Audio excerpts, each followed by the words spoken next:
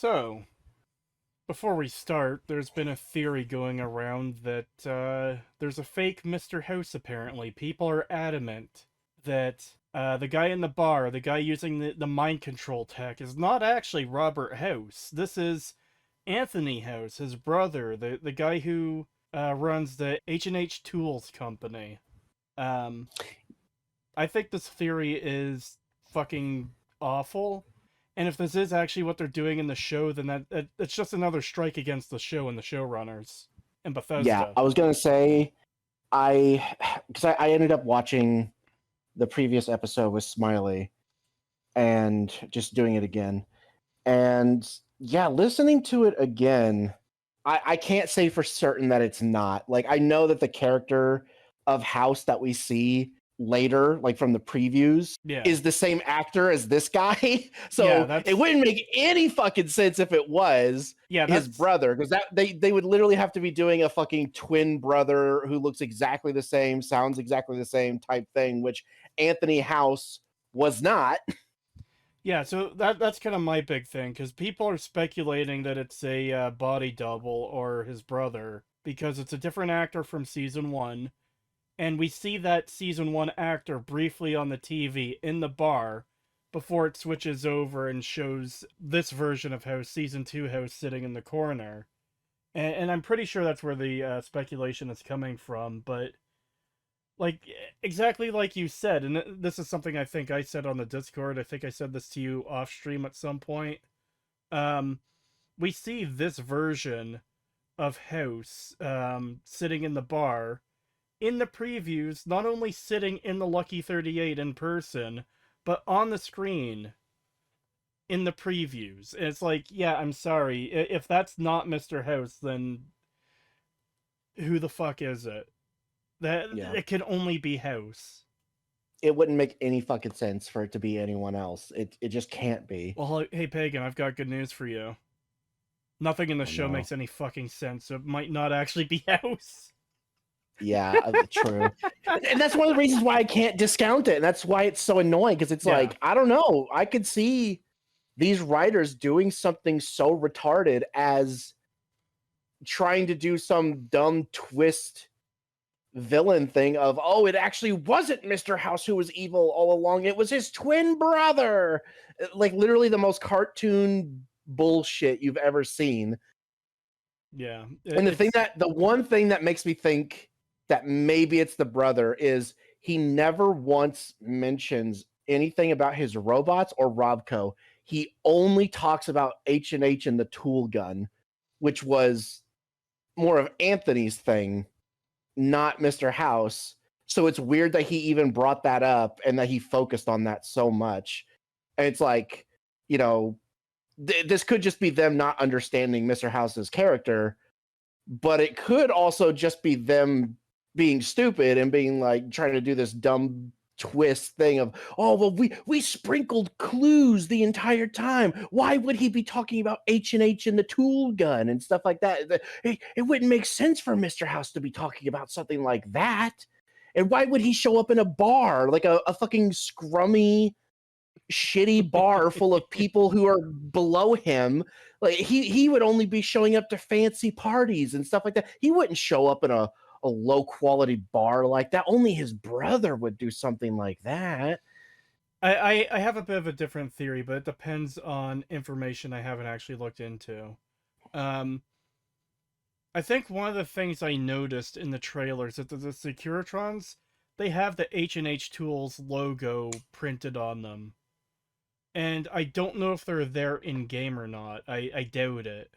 But that's something I would have to look into. Actually, might as well just look it up right now while we're doing this. How funny would it be if we get to the end of the season and Anthony is not brought up even a single time? Like there isn't even a hint that there was a different person. Like it was clear. It was always meant to be House. There was never meant to be any kind of confusion or anything.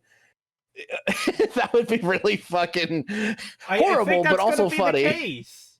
I do kind of think that's going to be the case too. And it would be really funny if it was, just because all these people are making these theories of it's not actually Mr. House, it's his brother, so it makes sense. Even though it doesn't make sense, that would still be a huge problem if it was his brother. But it would be so fucking funny if like they have this huge cope thing of it's not even Mr. House, you idiots. Why are you getting so upset? It's clearly not even House. And then by the end of the season, there isn't even a single mention of his brother or a body double or anything. Like that was just straight up meant to be House the entire time. So apparently the H&H Tools symbol is on Victor in-game. It's hard to find any of the other Securitrons that are high enough resolution to actually see it, though. Because the theory I was going to go with was showrunners being incompetent as usual. They looked into it and they didn't realize that he had a brother. And they just assumed, oh, House owned the H&H Tools company. Yeah. God, I really need to go back into that factory in game and like go through the logs again. Because I think I think it's mentioned in game that some of the Securitron like parts and stuff were made by H&H Tool Factory. That's where they were sourced from. Okay. And I think a part of it, if I remember correctly, I think a part of it was that Nathan felt squandered, like he helped produce these things, but then wasn't getting the credit he deserved and wasn't being elevated. I'll have to check again. I'm not fully sure, but I vaguely remember something like that. Yeah, I've honestly never really gone through that building anytime I've played. Like, it's one of those dungeons I've always entered, look around the first room or two, and leave. Yeah, it's really the only importance it has is the lore drops on the terminals. Everything else is like, why would I even bother with this place? Yeah, and I did read up on it a little bit, and this kind of plays into part of the problems we might be running into with this season of the show is I'm pretty sure, like, house... they're both house, so I have to be more specific. I'm pretty sure Robert didn't like or like was against Anthony for stealing the family business from him, essentially. And Anthony kind of went crazy and locked down the H&H Tools building, and it's implied everyone inside was killed by the security bots, which presumably would include him as well. Yeah. Because that's another thing I've seen people speculating on is, oh, what if he's also alive all these years later? It wasn't Robert House from the games that Lucy's father was talking to at the end of episode 1. What if it was his brother who also had all these predictions for the future and managed to survive 200 years and a bunch of other fucking lame ass arguments? Please no. Yeah. Please no. If they pull that out, this is like full on fucking soap opera level drama. Yeah, that would But be so fucking stupid. it was the one thing Robert House couldn't calculate, that his brother survived too. Dun dun dun. It's exactly the kind of shit writing I'd expect from the show, though. Yeah, that's the worst part. Is it? I could see it being true just because of how shit the writing is. Fuck. Like, that is the genuine problem with the writing quality of this show. Is nothing is off the table. You could come up with any fucking banana whack job theory you can, and it's like, you know what? I could see that coming from these showrunners. Yeah. Yeah. The only other thing I could think of from the previous episode that I didn't say that I didn't think of until I watched it with Smiley was how annoying it was that. So you remember that bit about the fucking woman not caring about her son and then his head explodes in the vault and how stupid that was and how nothing it meant, like it was just stupid. Yeah. Yeah, it's really stupid when you consider that like all he accomplished by doing that was making her hate him more when he could have just left a letter or something, like something that could have been left on a terminal. Yeah. And he did that instead, basically ensuring that she's going to hate him even more, even less likely to give him a chance. And also, this could have been used as like, it would have been a really good instance of Lucy experiencing the wasteland and seeing, if they'd wrote these characters properly and actually made it so that we would have a reason to give a shit about anyone in the wasteland besides our main character. If she actually met people and they acted like real fucking human beings who actually cared about each other and were just decent people who were actually willing to help out sometimes. Because that's the thing. In Fallout, not everyone is a fucking raider Yeah. or Like, out for themselves. That wasn't a thing in Fallout. There were good people. There were people willing to help others and help the thing that's just in general. the thing that's so jarring about this too is that also applies to Bethesda Fallout. Bethesda Fallout Yes. itself has plenty of characters that are good, well-meaning people, or people who are trying to survive in the situation they've got, and it's not so cynical and seemingly self-loathing to have, oh, here's this mother who, oh yeah, her son is dead and she's upset that he owed her money that she's never gonna get. um Yeah.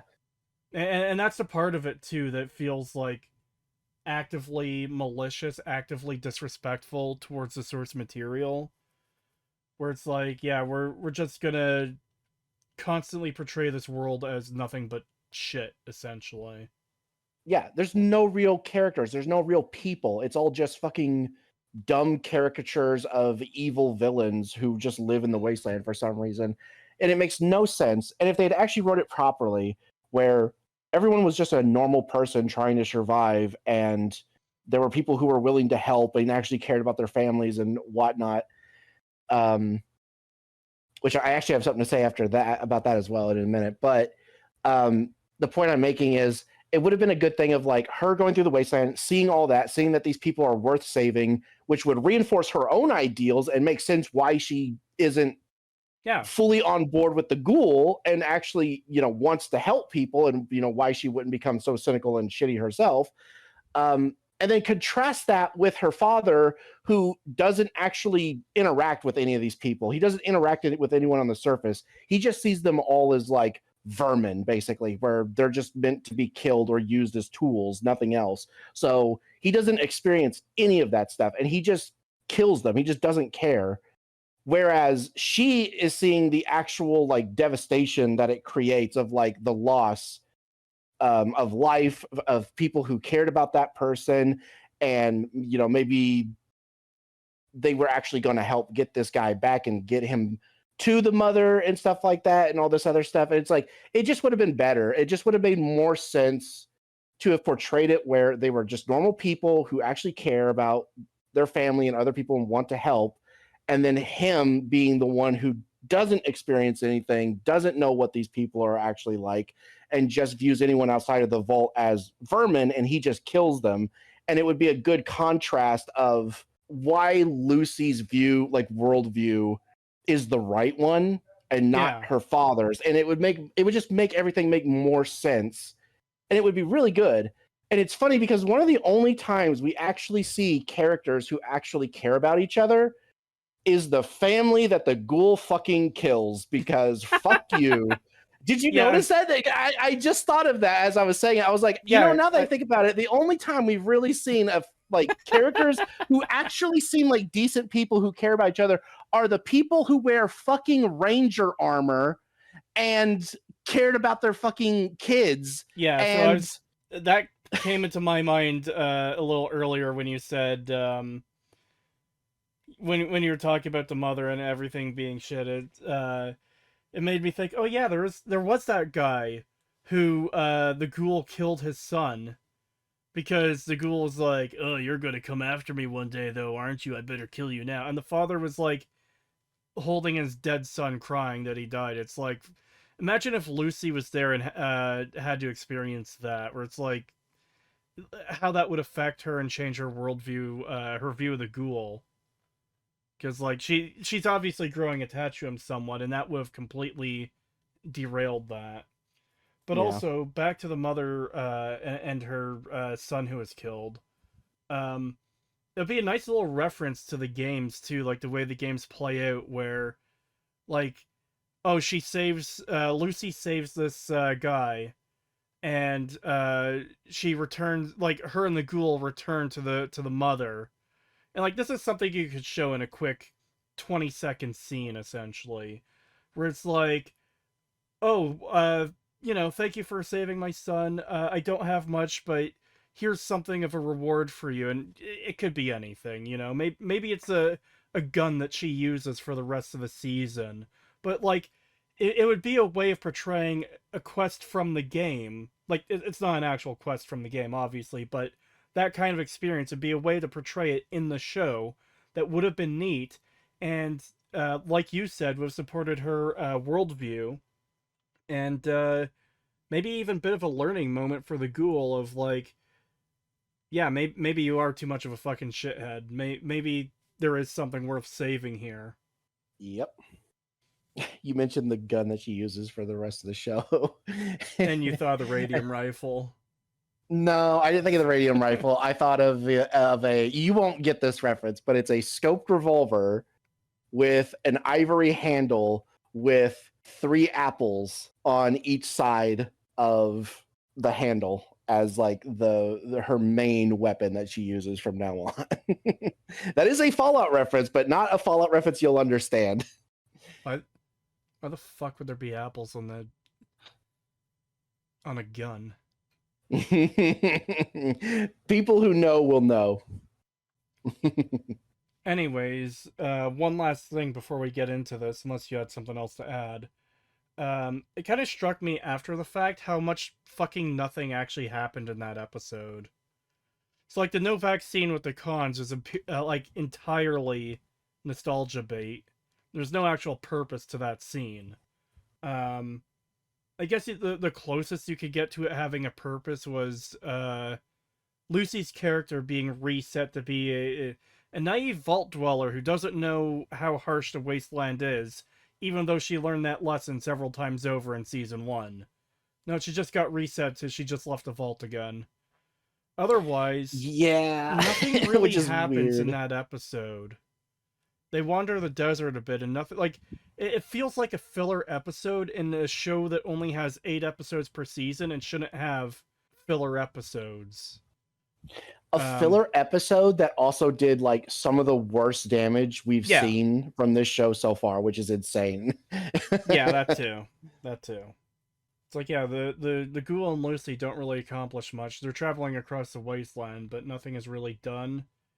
Hank gets to the underground vault tech area and contacts a mysterious someone who we assume to be Mr. House, because who else would it be?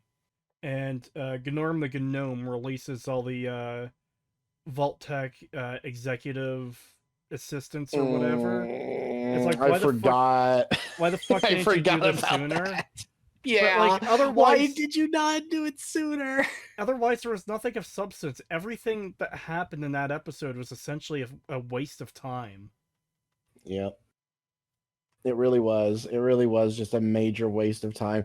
Like, even the stuff that it accomplishes feels like it's going backwards, like you mentioned, with Lucy being Yeah, reset to her naive state, when it would have been better for her to have actually been more cynical at the start of the episode. And then when they met that woman who actually cares about her son, in our version where she actually gives a shit, yeah. maybe then, meeting her, she starts to become a little bit more, go back to her old ways a little bit more, where a bit of that, A nice balance. yeah, a little bit of that cynicism starts to go away that's been rubbing off on her from the ghoul. Yeah. She's getting back, she's starting to see the people again and understand like why she's doing this. And yeah, these people are worth saving and there is some good out here. And I shouldn't just be constantly cynical all the time. It would have made more sense for her to have been way more cynical and I don't know about ruthless, but you know what I mean? Like at the start. And then she Yeah. becomes a little bit more like Especially, herself from the first season after her encounter with the woman who actually gives a shit about her son. yeah. And like, what we should see, like, in an ideal show, if the show was good, it would be this season where we really start to see Lucy striking a balance between the naive vault dweller and the experienced wastelander, where she realizes how harsh the world is, but she understands that, yeah, there is good in this world that's always worth fighting for, always worth trying to save. And like just flesh her out more as an experienced character as opposed to either naive or a copy of the ghoul. Yeah. God, the more I think about that scene, the more it pisses me off that that woman just did not give a shit about her son and was just a piece of shit herself. Because when Yeah, you think about it, it's like it just does so much damage to the world. It it was such an easy slam dunk moment for the yeah, writers to have used as like how many things have we talked about from that one point that has spun off into so many different things that would have been great for Lucy's character in terms of development, and we don't get any of that because they yeah, went with that stupid fucking joke and decided to make her just a piece of shit like everyone else.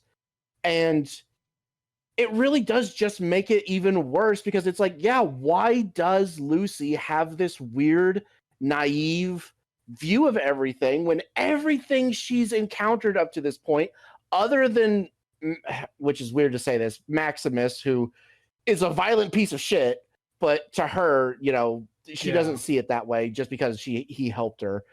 Um, like besides him, and like also the Enclave guy who she knew for one day before he fucking died.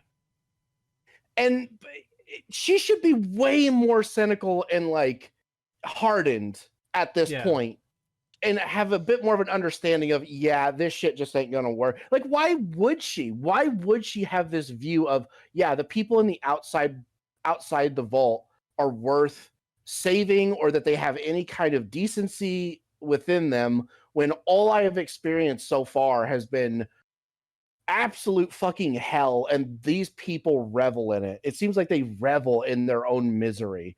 yeah, And it just doesn't make any sense for her to still be this naive and for the writers to not just take the fucking slam dunk of, oh, mother's child is kidnapped, perfect for getting Lucy to be reconnected to the wasteland and its people, and giving her an actual reason to soften up again and go back to a bit of her naive belief of, you know, of hope and everything like that. And which technically hope, you know, like the hope part isn't even the naive part. It's, I guess what I'm saying is I don't want her to go back to being a fucking retard. I want her to actually have yeah, faith and hope in the people of the wasteland, because yeah, that part is actually correct. That is true. If this was proper Fallout, that would actually be true. But because it's not, it is naive because everyone she has met, why would you give a fuck? Like, yeah, why would you care about anyone when we have seen that no one is worth saving? And then when there is someone worth saving, they get fucking executed by one of the main characters anyway. yeah.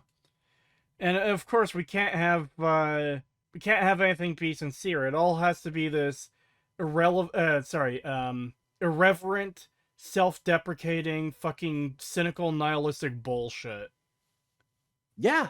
Like, remember when we started to actually give a shit about Maximus and Yeah, because like I have almost no praise for season 1, but I really liked the moment where him and Thaddeus began to connect a bit and he saved Thaddeus, where it's like, yeah, the dialogue in that scene was pretty shit, but you could see Maximus like kind of learning and growing as it. He shouldn't have been at the state he was in the first place, but at least he's starting to grow a bit. At least he's starting to learn. And oh look, he even saved Thaddeus, the guy who we had seen bully him previously, fucking beating the shit out of him previously. This guy that he'd been treating like shit that he shouldn't have been for the entire episode. He softened up on him and tried to save him. It's like, you know what? That made me like Maximus a little bit. Like that, it. He already had a hell of a job to have to like earn back favor. I still hated the character, but it's like, you know what? Decent moments, kind of like winning me over a little bit, but there's still a lot of work to do. Literally, the next time we fucking see him, he brands Thaddeus for no reason, causing immense fucking pain, and then tries to kill him because he's an idiot who won't explain like the fucking situation of him getting the power armor. yep. Just Yep. immediately pisses it all away. And that's exactly what I mean of like, even when we get moments of like showing like, because Thaddeus was shown to be a dick Yeah. at the start. He's just beating the shit out of Maximus for no reason. Then we get that explanation, and we actually see that he actually does care, and he actually doesn't want anything bad to happen to Maximus. And like, he's just being shown to be a genuinely like good person, and it was just meant to be a hazing and nothing more. Yeah. And it's like, oh, it's like, okay, we're actually doing a little bit of like, not only is this a good character moment for Maximus and Thaddeus, but it's also showing that people in the wasteland are not all just fucking hateful pieces of shit who revel in their own misery. Yeah. And then that's immediately undone the next time we see them, because it means nothing, because Maximus just tries to fucking kill him. And then, through bullshit, Thaddeus basically ends up getting kicked out of the show because he gets turned into a fucking ghoul and runs off, which he might make a reappearance.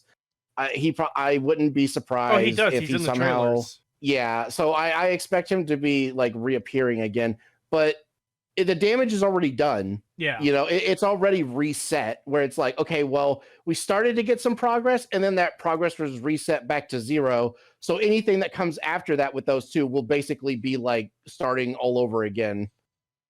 Well, on that note, there's actually a moment from the trailer I was wanting to mention as well, on the whole thing of all the people in the wasteland being irredeemable assholes. Is a trailer line where Thaddeus says to Maximus, actually, they're having a conversation, and oh yeah, there's no one good on there's no good people. And then Maximus is like, well, I met someone good, she's from a vault. And Thaddeus is like, oh yeah, it must be real easy growing up to be a nice person when you live in a shelter away from the outside, where you don't ever have to worry about food or getting killed or anything. Obviously paraphrasing, that's not the exact quote, but like, it really feels like the show's portrayal or view of the wasteland and the people in it is, yeah, everyone is just a piece of shit. And I really fucking hate that, because like, part of what makes the Fallout setting so endearing are all the good characters who are trying to bring law and order back to the wasteland in some form, or people trying to survive and do the right thing. That not everyone is a piece of shit purely in it for themselves. God, you know what you just reminded me of when What? you said that? That pisses me off. Like, even fucking Bethesda Yeah. understood that to a degree. Like, fucking Kellogg, when we go through his memories, and he was an NCR citizen who lived a fairly good life in terms of childhood. Like, Yeah. they had a working radio. They were under the protection of the NCR government. He had more things than most, wastelanders would usually have, just because he lived in California, the place the show takes place in. So the fact that Bethesda in Fallout 4 had a better understanding of that life isn't so bad in the wasteland that it's impossible for people to grow up in a decent manner and become decent people. Yeah, it's really weird. And And this also yeah, applies and to then Fallout. to go to the show and it just completely undoes all of that. Yeah. And this applies to Fallout 3 as well, because like at least with Fallout 3, there's a big focus on, oh yeah, these are good karma characters, these are negative karma characters. Here's the slaver town, here's the town full of scientists. And like, again, the writing in Fallout 3 isn't great. In fact, I think it's a little black and white, that you have two good karma cities essentially and two negative karma cities. And obviously there's still a bit of a mix there even, but just the recognition that, yeah, there's good and bad people in all areas of the world, even in the post-apocalypse. There are the people who want justice, who want law and order, who want people to be safe and secure and have the necessary resources they need to survive. Yeah, exactly. It is, Especially Megaton is such a prime example of that. It's like, other than Jericho and Mr. Burke, who doesn't even live there, he's just visiting because he wants someone to blow it up, which, God, that whole fucking thing. yeah, But and Moriarty. it's like, other than Yeah. Well, oh yeah, Moriarty is also a piece of shit. Okay, so besides those three characters, like everyone else who lives in Megaton is a decent person who is nice to you and tries to help you, or is just generally nice to you in some way. Like, yeah, they're at the bare minimum friendly. They're not like trying to screw you over or completely self-absorbed, self-interested. Yeah, like you have Moira, who's a complete idiot, but she's a well-meaning idiot, and she is nice to you. And then you have Lucas Sims, literally the first character you meet, and he's just an upstanding guy. Like he's just a normal sheriff, who wants to protect his people, and that's it. It's like, yeah, these are just normal people who are just trying to get by, and they're good. They're not assholes. They're not reveling in their own misery. They're not treating other people like they're fucking nothing and they don't need to help them or anything like that, like is portrayed in the show. It's crazy. It's crazy how we went from like even Bethesda having an understanding of life in the wasteland to this show, and just how far we have fallen in quality when it comes to this series. Yeah, it really sucks. Actually, that is another thing I want to mention very quickly. When you watch the preview for the rest of the season after that first episode, there's one shot in there of the Deathclaw coming out of the brimstone. It gets its claws in between the doors and tears them off. That's a moment I would be absolutely fucking hyped for in a good show. Yeah, exactly. In a good show, that would have been some hype fucking shit where it's like, oh, fuck, yes, that's so cool. But in this show, it's like, oh, boy, I can't wait to see how they fuck this up. Yeah, exactly. Because, like, that quick moment there is like, oh, fuck. Because you know that feeling of running into Deathclaws in the game when you're completely unprepared. And seeing them, like, that is the way they should be acting in the show. Like, they're just this force of nature, basically. It's like, fuck, man. If this was a good show, I'd be so fucking hype about that. Yep. And I can't fucking sucks. That's gonna be dog shit. Yeah. You never heard of the New California Republic? Shady How come we don't get music like this during the actual show? To save her. Because the show's only serious in the fucking recap. I did. Yeah. I met. Oh, fuck you. Fuck you for showing this. Yeah, Shady Sands. Yep. I will say, this doesn't look like a place that's fallen. No trace of rats. Incredible. Hey. Oh, babe, there's even more clean water down there than we thought. I mean, no one will ever have to worry about rationing again. We can grow more crops.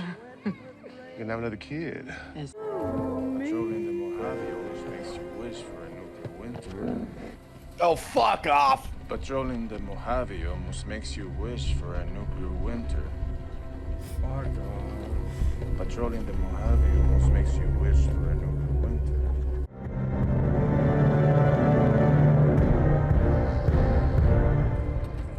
Put it in the tent over there. One day you might be as good as me. No, I'm better than. I don't know about that. Come on, let's go see what the caravan brought. Yeah. Somebody call the doc? He's on his way. Patrolling the Mojave almost makes you wish for a nuclear winter. Patrolling the Mojave almost makes you wish for a nuclear winter. Patrolling the Mojave almost makes you wish for a nuclear winter.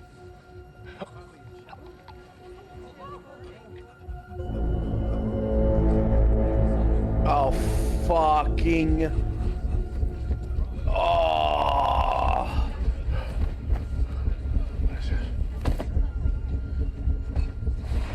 That's a massive problem. Jesus. What the? Okay, what the fuck? So this is what killed Shady Sands. This is what caused the crater. Are you fucking kidding me? Yeah, this is fucking stupid. But also the fucking control device on the back of the dude's neck. Okay, so my thing is, like, obviously it was Hank doing this, but the thing is, this confirms that these were not prototypes or something like that. These are something that exist and are still being used all the way up to like Present day. Yeah, present day Fallout. Meaning Mr. House would have had access to these things and he just didn't use them in the game, Yeah.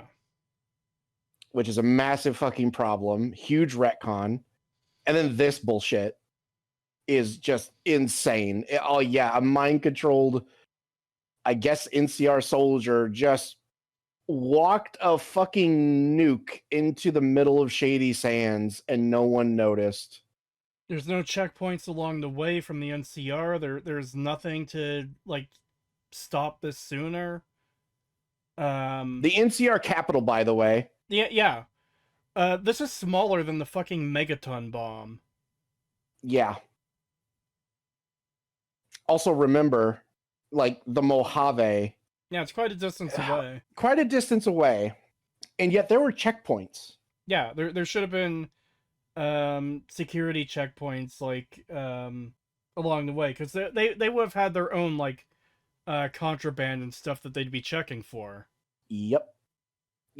There, because if there was checkpoints all the way in the Mojave where they would search, people's bags and carts and all that shit, they absolutely would have had them in Shady Sands. Like, this is insane. Like, this is impossible. Yeah. This just never could have happened. Everyone run! Run! Go home. Go to your mom. Go!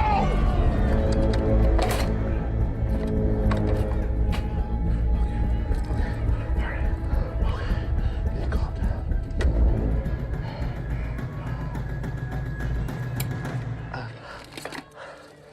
Okay.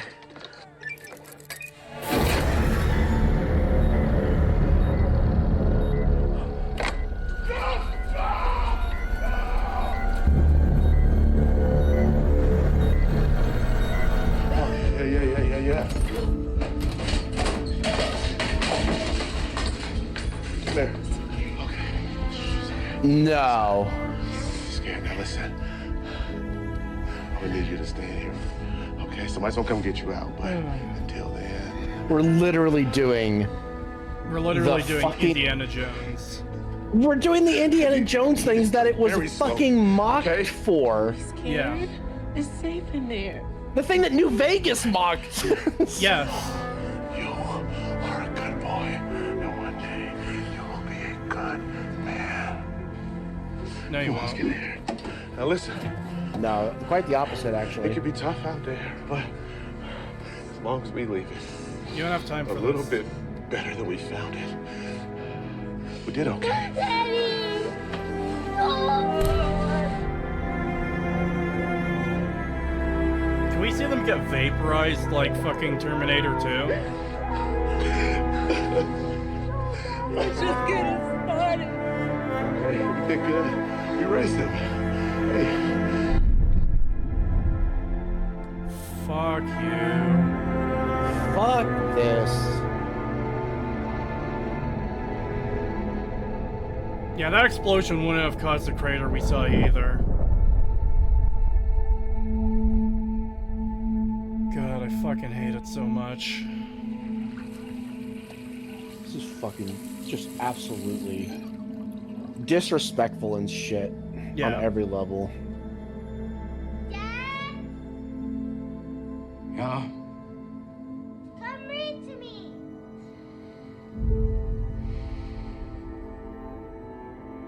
Okie dokie. All right. What book shall we read, Lucy? Ah, The Wind in the Willows. When's Mom coming back? Now fuck off.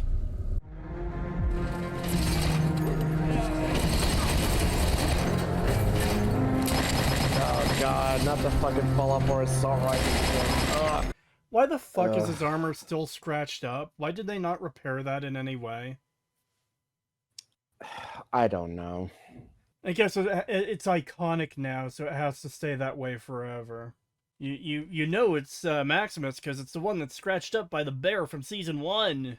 That fucking assault rifle, every time I see it, I hate it so much. It's so fucking awful. Yeah. I'm not against the whole thing of like keeping a battle scar or something on like power armor or something. Like that's fine. My issue is the gun. My issue is the fucking the absolute abomination that is the Fallout 4 assault rifle. It is so shit. I hate it. Yeah, it is a fucking abomination.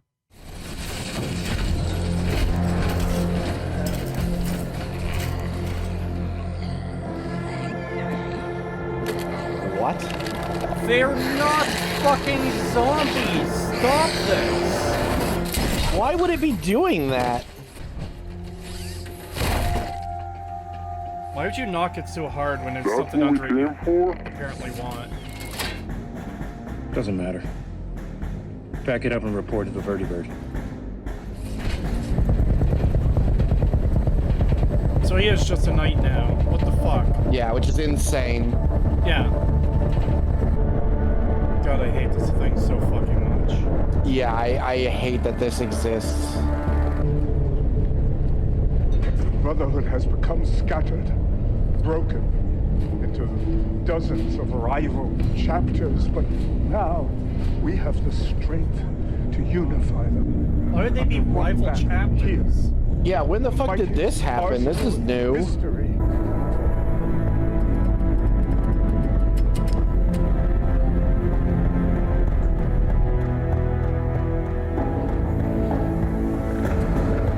Why are they using light signals? They have fucking radios. Yeah. Yeah, we saw the communications in season 1.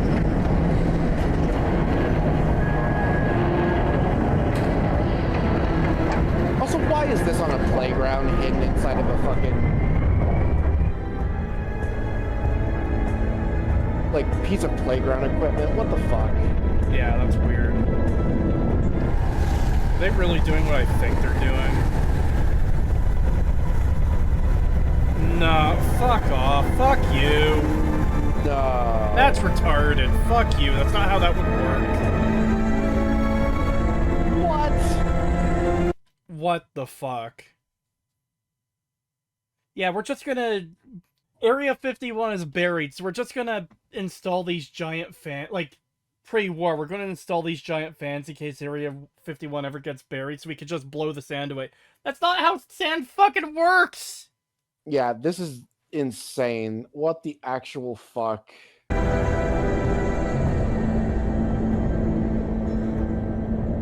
Together, we will fulfill our promise to make better this fallen world. That's not what the Brotherhood is about, though. Yeah. My son. Am I the only one who's just fucking weirded out by this character? Yeah, it's very weird. Everything about the Brotherhood is very strange in this show. Water.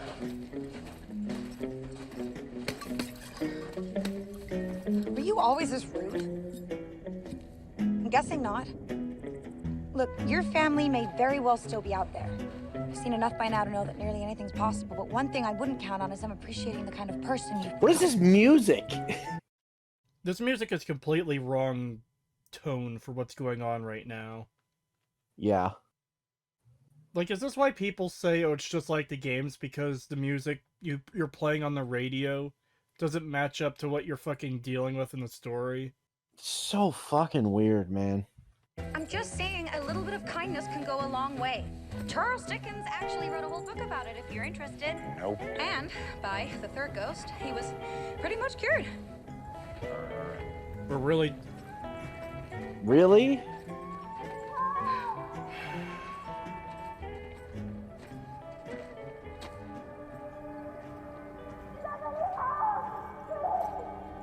I think it's coming from inside. Empathy Royalties like mud. You lose your boots in that stuff. I'm not just gonna let someone die while I listen to him scream.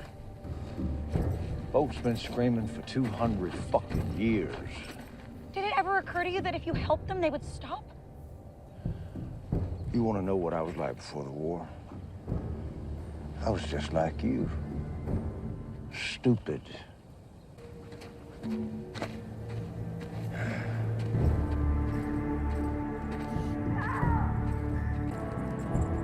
Waste of time.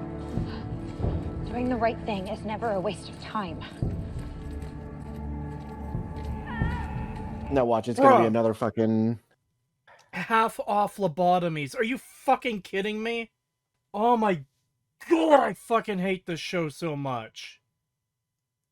Just every time there's whatever stupid fucking joke you could do, they just do it. It just has to be silly all the fucking time, and I already know what's gonna happen here. It's gonna be a fucking trap because we can't have an actual fucking moment of someone needing help, her helping, and then them being thankful in any way. It's gonna be, oh, look how stupid Lucy is. She's so retarded. She believed that someone might actually need help and actually tried to do something. What a fucking idiot. Again. We need medicine. What happened here? Tunics. You off of far west, Legion ain't you? slave. Ignore him. I got one stimpipe left, okay? Well, that would be a profound misallocation of resources. Folks in them outfits don't deserve saving. Here.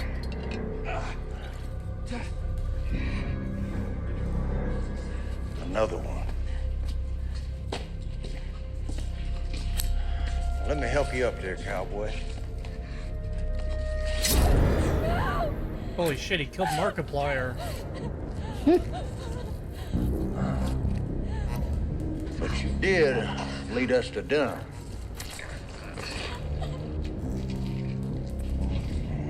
Bruh. No, not her too. The fact that he killed even one of them, you fucking idiots.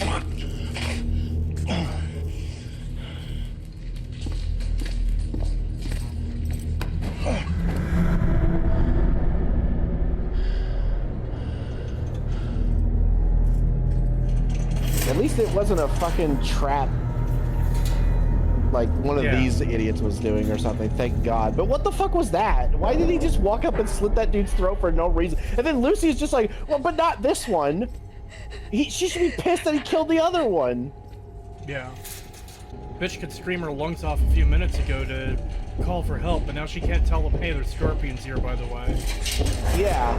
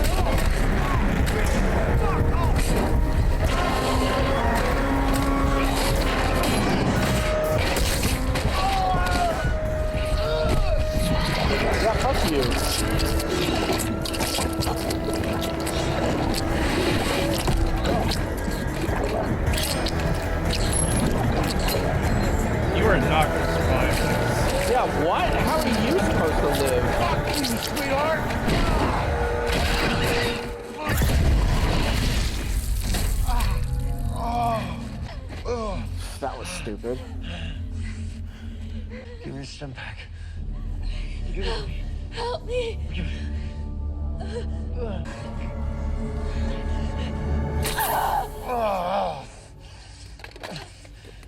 Fuck you. You put yourself in that situation by using her as a shield, dumbass.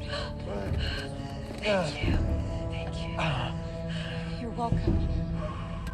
We'll get you home to your people, okay? Golden rule, motherfucker.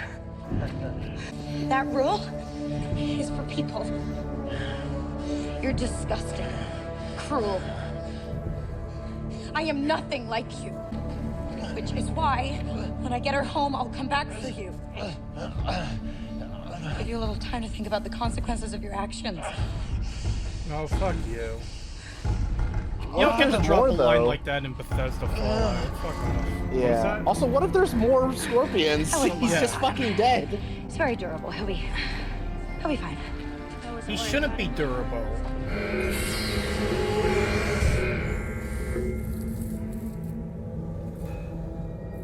Where's Bud Askins? Has anyone seen Bud Askins? I'm sorry, why are we all here? I thought this was gonna be more of a one-by-one situation. There's been a change of plan. Should I be able to see by now? Relax, Claudia. There's been a change of plans, obviously. Jeez. She good? I'm okay. Everyone, if I can just God, I hate this. try and explain. If they thought everyone at once, that must mean it's Reclamation Day. Bud Askins is dead. Oh, thank God. Oh no. I was wondering why you hadn't done that sooner. Try and Yeah. remain calm. That should have been the We first need to thing figure out a he way did. to get out of here. Together. Get out of here. Wait. You're saying we're trapped? We're all gonna die.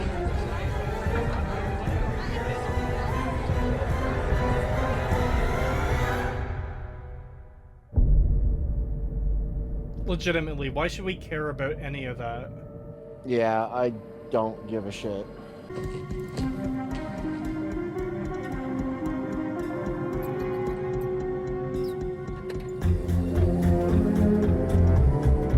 Why are you carrying it by hand? Why is it not in like a container? Yeah. What the fuck?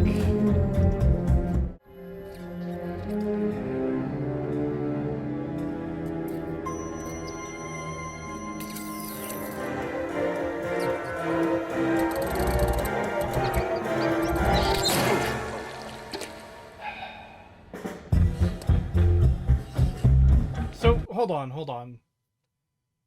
What the fuck was he expecting to do to try and mind control a mouse? Like, how is he going to give an instruction? Why was there a fucking miniature computer terminal in there? Like, did he actually expect it to sit at the chair and fucking work on the computer? I think, yeah, I'm going to be honest. I won't be surprised if by the end of the episode we see one doing that, and then him just being like, yes, it's all coming together. It's all going according to plan. Yeah, because to escalate him as a threat, at this point, he needs to progress with this stuff. That's the point of what they're doing. How is he giving it commands? Is it, like, feed commands psychically? Like, he did... Whatever. Maybe stop turning it up so high, retard. Especially when we can hear it, like, raising.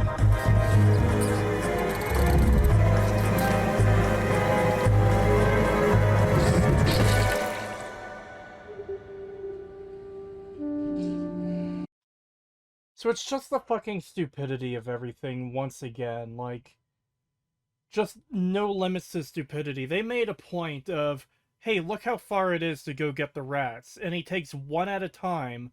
So he does this massive fucking journey every single time to grab a singular rat to bring back here to do this experiment over and over and over again.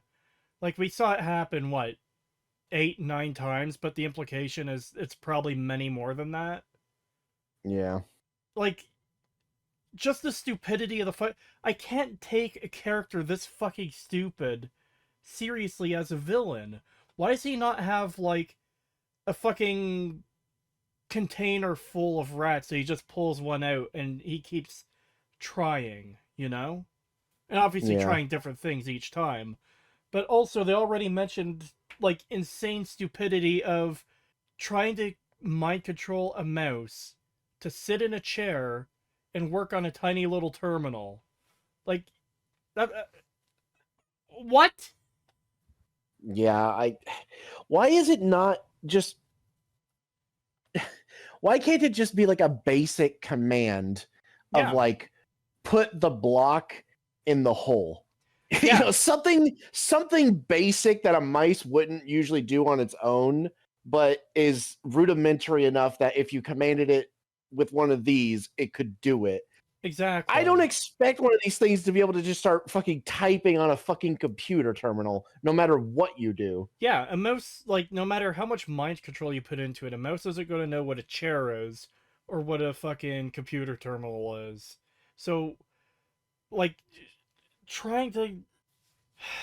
It's just more fucking limitless stupidity with this fucking show. Yep. I don't think I'm ever going to be able to get past the stupidity of this Area 51 shit where they activated a bunch of giant fans to blow the sand away. That's not how sand works. Sand is not light. Like, yeah, sand can blow in the wind. That happens. You're not going to blow a giant sandhill away, like, just like that.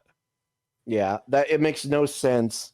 And also, these don't look like reinforced bunkers, especially those little buildings to the side of the hangars. Yeah. They would have been crushed. Yes, they would absolutely. be flattened.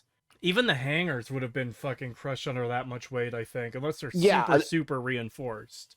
I think they would as well. I'm saying especially the things on the side there. Like the fact that nothing was destroyed, like from what we can see here, is insane.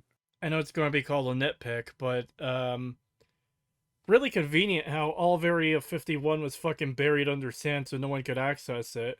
But the playground out front, just like 100 meters away, completely unburied. It's still on the top as if that's the way it's always been.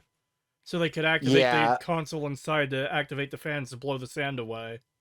Yeah, that makes no fucking sense. Why are these tiny little pieces of playground equipment still perfectly level with the ground as if they haven't been buried at all? Meanwhile, just a few yards away, the entire facility of Area 51 is completely under sand.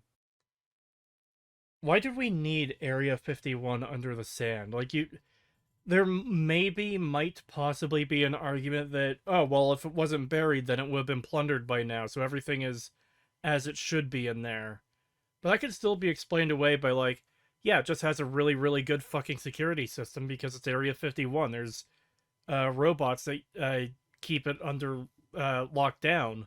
And with the key the Brotherhood had, it gives them access, so there's no danger. Yep. There's a number of things it could be infested with dangerous animals, so people avoided it because it was being used as a nest. So now the Brotherhood's gonna have to go in and clear it out.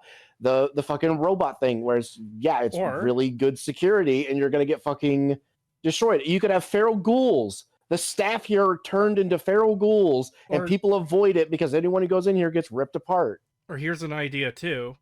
It's in the middle of the fucking desert with nothing else around it for God knows how many miles. It makes sense that a place this isolated, this hard to reach, would be untouched.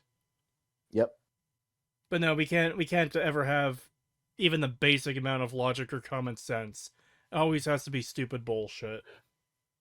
Yep. I think we're getting, like, we've had almost all the trailer shots now too in these first 2 episodes. There's obviously a couple on the strip that we're going to get later on, but we've seen almost everything from the trailers already.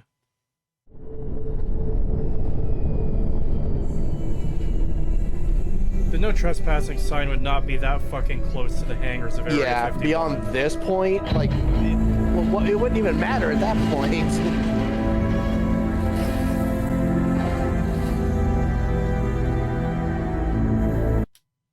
So, I've already seen people post about this online. That's one of the alien ships on the right.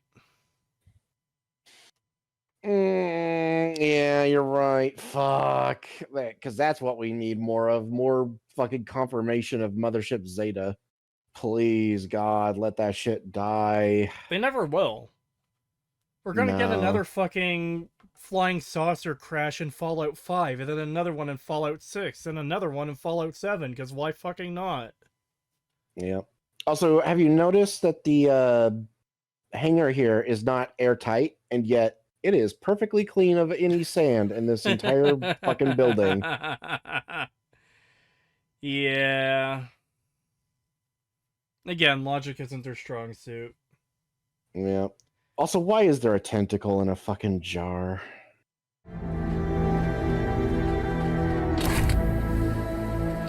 Holy shit.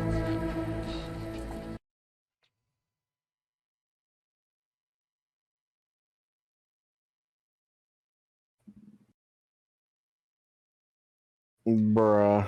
I don't even know what to fucking say anymore. Like, they just keep doing it. And I know, if anyone happens to make it this far into the video, well, aliens have always been a part of Fallout. No, they haven't. Shut the fuck up.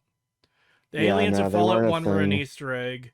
The aliens in Fallout 2 were mutants. They were the Wanamingos, or Winamingos, or however they're said.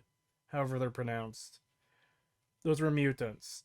Fallout 1, they were just an Easter egg. This is purely Bethesda retardation that's been canonized that never should have. Yep. A real fucking icebox. Huh. Not that fucking thing. What was it? The cryolator. Grenades inside? Yes, sir. Whoa! Bring her outside, shitheads. Let's see what this man can do. Are you fucking... Why? I don't think Why would they... the Brotherhood would not be that retarded. No, they wouldn't do that. They understand what technology is. That's the whole point. They want to preserve it. They would have found a way to use that. They wouldn't have just destroyed it. That's fucking stupid. Yeah, that's the kind of thing where it's like, the Brotherhood knows what cars are. There's no way they don't know what a car is. Especially at the NCR, I'm pretty sure having working vehicles, right?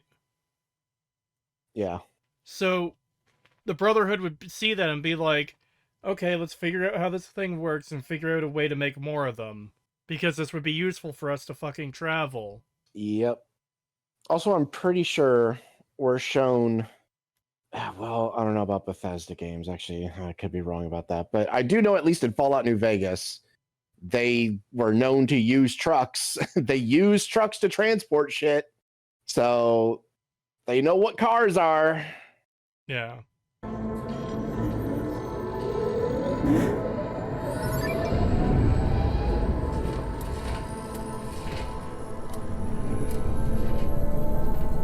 What do you think we'll do with it? Nothing good. The fuck is her deal now?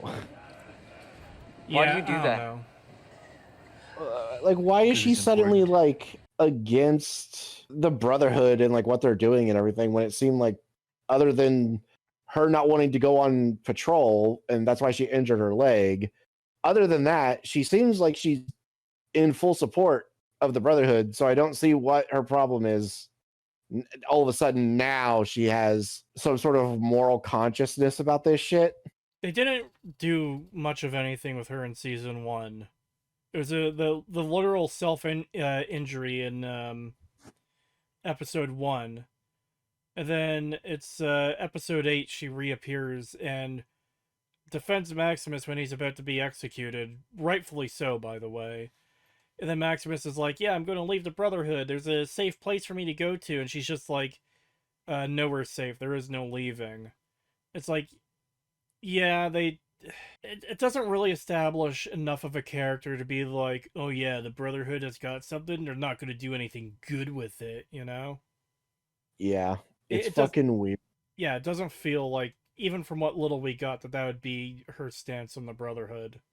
And if you had maybe spent some time fleshing out this character instead of doing yet another dumb, stupid, fucking pointless joke, or doing some stupid plot bullshit like showing giant fans blowing away sand, and do something intelligent instead, then maybe you would have had time to develop this character into something that, oh yeah, we can understand why she feels this way now, as opposed to, oh well, that was kind of random to hear from her.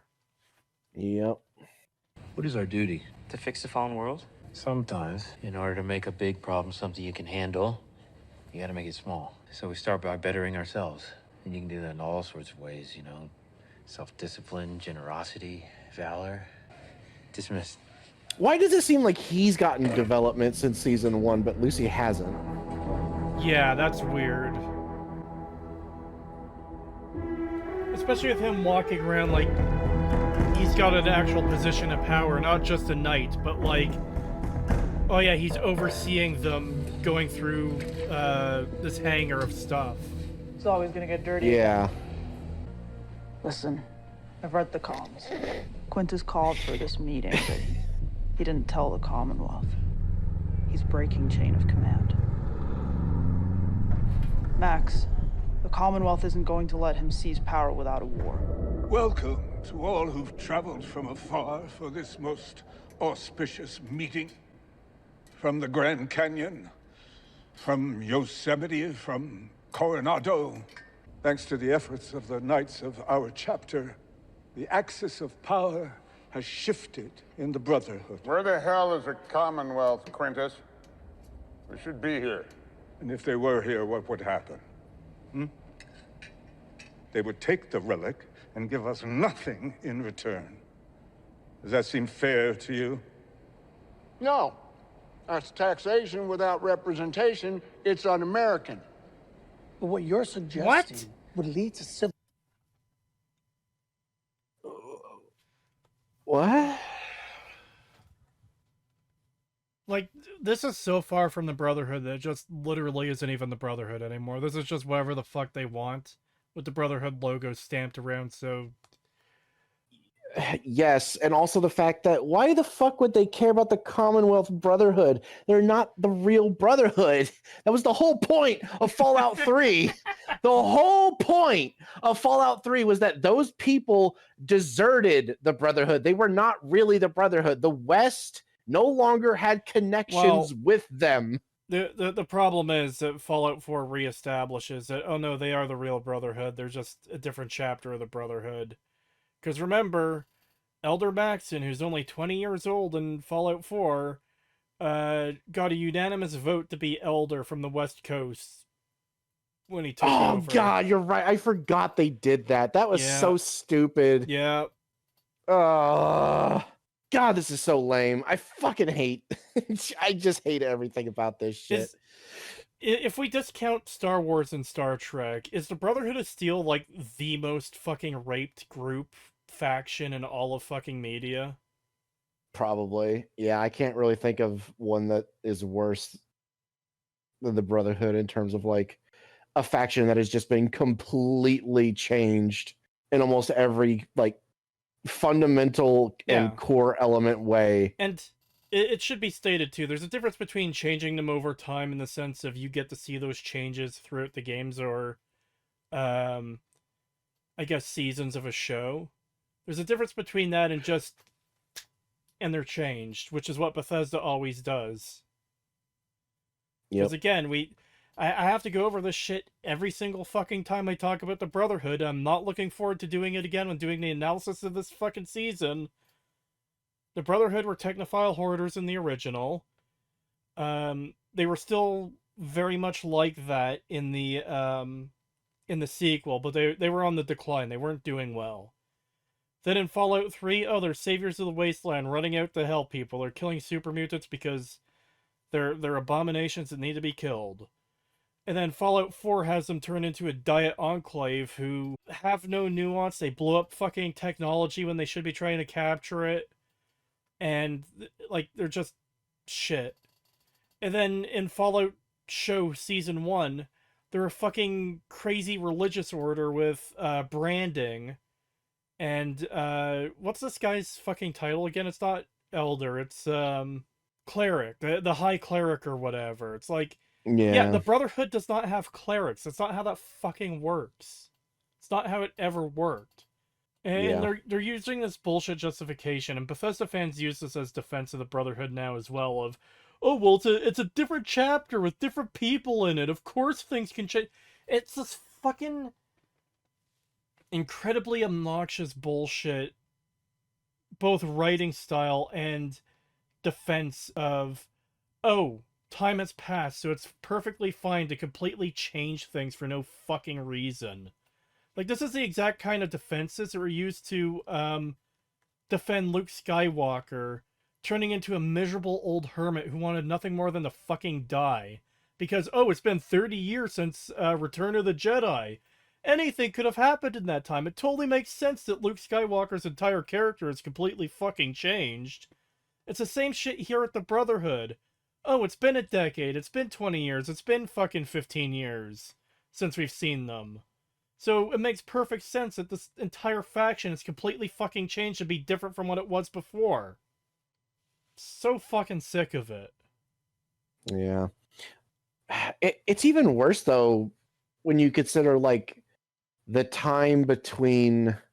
How long is Fallout 4 after New Vegas exactly? Okay, so Fallout 3 is 2277. New Vegas is 2281. So that's 4 years later. And then Fallout 4 is 2287. So from New Vegas, 6 years? Which means all this is happening like. Well, the show's 15 what? years after New Vegas. Yeah, 15 years after New Vegas, and then that would be about 8 years after Fallout 4 as well. Yeah. God, so in just 8 years from Fallout 4 to this, it's already changed dramatically. Yeah. It just keeps changing dramatically every time because, oh hey, there's been a period of time between then and now, so it's perfectly fine to change everything. And yeah, like it's literally going to get to a point where 1 year goes by in the show or something. Like literally, it almost feels like that's how it feels here, especially with Maximus. Yeah, like he seems like a completely different character, and it's like, yeah, I don't think he could do that in just like a few months. Like this feels like at least a year's worth of like development went on without us seeing it. But yeah, I could totally see at this point, you know, like a year goes by in the show, and then the next time we see the Brotherhood, completely unrecognizable from the rest of the show before. It just everything is different. All the titles are different. The armor's different. The characters have completely different fucking beliefs and ideologies. Everything will be completely different, and people will still be like, oh, but there was an entire year. Yeah, they fucking nailed it. It broke new ground. Because with them changing all the time, it's kind of like resulting in the problem we're having right now. A lot of Bethesda fans will see this and just eat it up and be like, oh my god, this is all new information we're learning about the Brotherhood, where both of us are sitting here thinking, this causes so many problems with what's established already, though. Where's the Mojave chapter of the Brotherhood? First of all. But, like, I don't know what the state of the Brotherhood is from this. Like, why would the Commonwealth Brotherhood just completely take over? Like, what would give them the authority to take this cold fusion away from this Brotherhood? Is that the main faction of the Brotherhood now, and these are all just smaller chapters? Like, what the fuck? Which, how could that be if the West Coast is the real Brotherhood?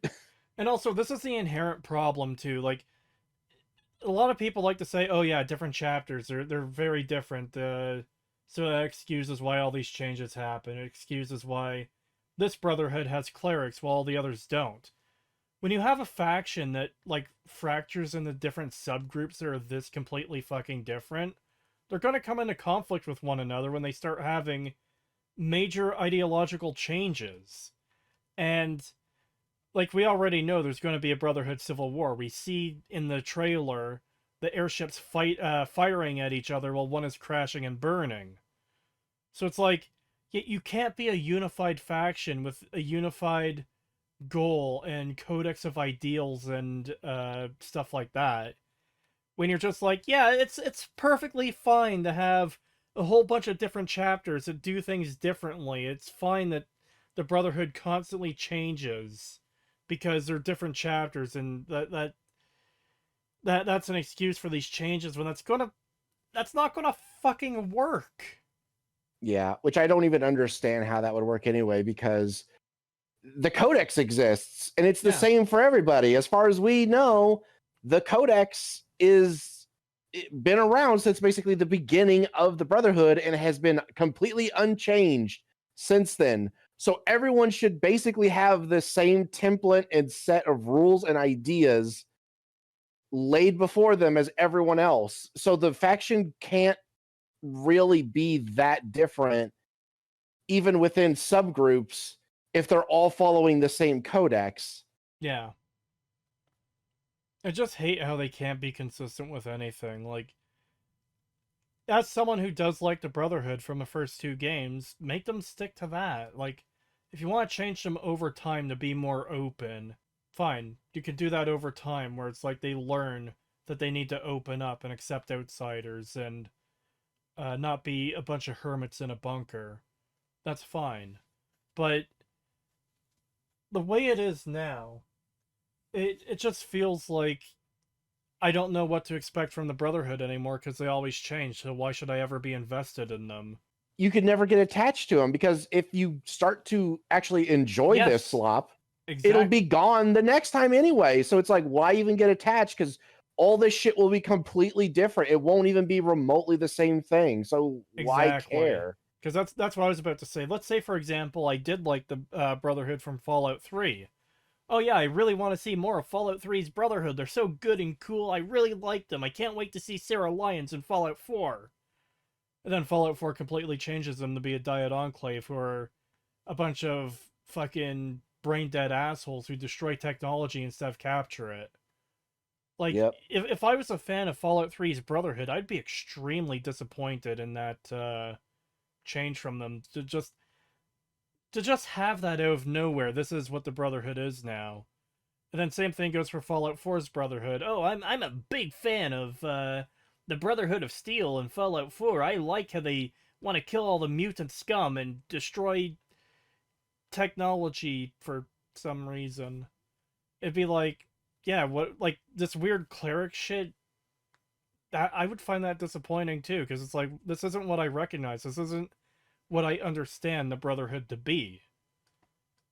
Like, part of the reason people get attachment to characters and factions is they're established to be a certain way, and they like them being that way. That's where the attachment comes from. So when they change to be completely different, well, you still have all the icons and iconography and the general look of the faction, but it's something completely different now. It's a fucking skinwalker. Yep. Fitting, because that's what's happened to Fallout. With the power of the cold fusion diode, we can power airships, armor. We can't defeat the Commonwealth. United under a common banner. Your banner.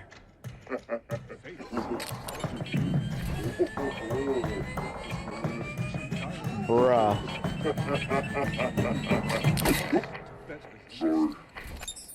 The chap. What? Why are they... See, this is kind of why I don't understand some Bethesda fans enjoying this as well. If you like Fallout 3's Brotherhood, if you like Fallout 4's Brotherhood, if you like the Brotherhood in general, regardless of what they are, would you really be that happy seeing them constantly betrayed as fucking brain-dead stupid idiots? This is these are supposed to be knights. These aren't initiates. These aren't wastelanders they brought in fresh, like in Fallout 3, where they maybe there's a reason they're fucking stupid. But here it's literally they're fucking knights. They should be fucking. They should have a level of fucking discipline. Yes, even in Fallout 3, I think it's inexcusable that Initiate Redden is shooting off her gun in the air to celebrate, because she's in training to become a part of Lion's Pride, so she should be well beyond trained to not do stuff like that at that point. That shit is fucking ridiculous. But here we've seen twice in one episode, twice in a span of 10-15 minutes. Mm-hmm. Power armored Brotherhood knights accidentally activating grenades and laughing and chuckling about it as it's about to go off and fucking blow them up. Yeah, and here they are at an important meeting with other chapters of the Brotherhood, literally discussing a potential civil war. Yeah. And they're over here playing with a fucking grenade in the hangar where everyone is. Yeah, and they're laughing about it and bumping into each other in their fucking power armor. Like, no one is noticing or caring about this. Could you imagine... Pretend the last 2 Indiana Jones movies didn't happen. Could you imagine we got another Indiana Jones movie after Last Crusade? and he's like slipping on banana peels and, you know, falling in piles of fucking shit, and it's played for laughs. It's like, how fucking disrespectful of the character to do that. I mean, yeah, they that's were basically what that's basically what Dial of Destiny was. Well, yeah, they turned him into a fucking loser. His son hated him and died in Vietnam. His wife left him. He lives in a shitty apartment. He doesn't have any of his like valuables anymore. But like, it's just the same thing to me of seeing like, here's this faction that was it had its problems in the original games, but a lot of people really liked this faction and enjoyed them. Even Fallout 3 and 4's Brotherhood. Say what you want about those games, I certainly have. People did like those factions in those games. And here you have the show. Like, this feels disrespectful to Bethesda's iterations of the Brotherhood. Yes. Which is fucking insane to me. It is. It's not even remotely close to what we got with Bethesda's fucking Fallout, which, again, it's one of those things of people keep wanting to say, oh, they adapted it so faithfully. This is how you do a proper video game adaptation. And it's like, motherfucker, this isn't even close to the Bethesda adaptation. Yeah. And that's shit. Like, the Bethesda, what Bethesda did to Fallout is shit. It's bad. Yeah. But this doesn't even make it to that level. This doesn't even represent Bethesda's Fallout. Yeah. Because at least Bethesda's Fallout had a few things I can sit here and say, at least they got that right. Yeah. This show doesn't do that. Yeah. It's just making a joke of fucking everything. Like, I don't see what the point of having this in the show is. They're like... I would hope that people wouldn't find this idiocy funny. There probably are some people who find it funny, but like... Is the point of this for it to be funny? Or, like, what's the point of it? Because this is just stupid. This is just making the Brotherhood look awful. I think the point of it is literally to just be key jangling. Hey, I know there's a lot of dialogue going on here, and we know that that's really boring, and, you know, modern gamers don't like their dialogue, but hey, look at this funny thing happening. Look at these two idiots playing with a grenade. That's kind of cool, right? Yeah, it's kind of funny. Key jangle, don't look away, don't leave. Stuff is happening, we promise.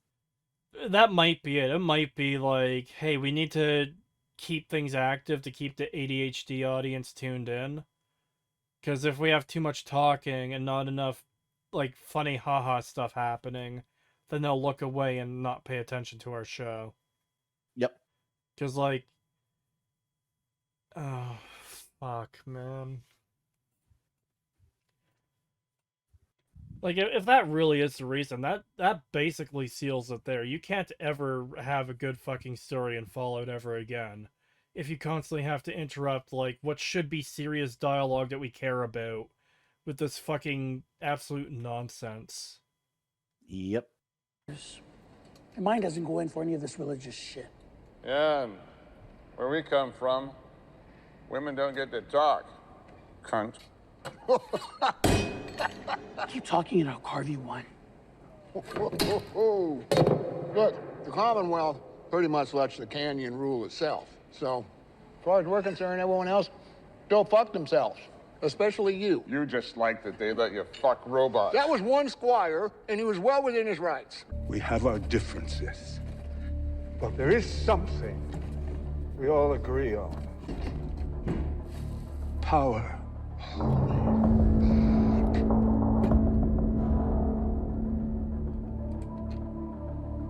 How many of those can you make? More than all of human history could ever consume. The Codex does say that violence against a fellow brother is forbidden. But I suppose the Codex is open to interpretation. Bruh. Yeah. Fuck off. That completely goes against everything with the Brotherhood. Like, I know Fallout 3 already kind of did this, where they already kind of shit on the Codex and ignored it and said it doesn't matter, we're still the Brotherhood, even though we don't follow the Codex at all. Yeah.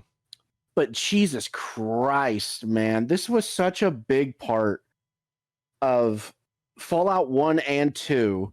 Of the whole reason they were falling apart was because they were so hardline strict about following the codex. And New Vegas like took that even further by having a companion like Veronica who tries to save it. And basically the Elder admits that he knows that they're all going to die and become a lost faction that is doomed to wither away and die because of the codex, but he will not be the one to break away from it. And then here we are, and it's just this fucking, I guess it's open for interpretation. And then they're all like, yeah. Like, dude, do you not understand how fucking jarring that is? How completely just opposite that is from what we know the Brotherhood to be. Like, it's literally one of their defining traits is that they don't break the codex. And it's one of the reasons why they've been dying off, because they're so hardline attached to it that they just cannot bring themselves to remove themselves. And the few times we do see them do it, they basically stop being the Brotherhood. Like, they basically become ejected from the Brotherhood until, you know, some other game comes along and changes their mind. It says, no, actually, the West actually sanctioned this off screen. You know, some dumb bullshit like that. But this is insane.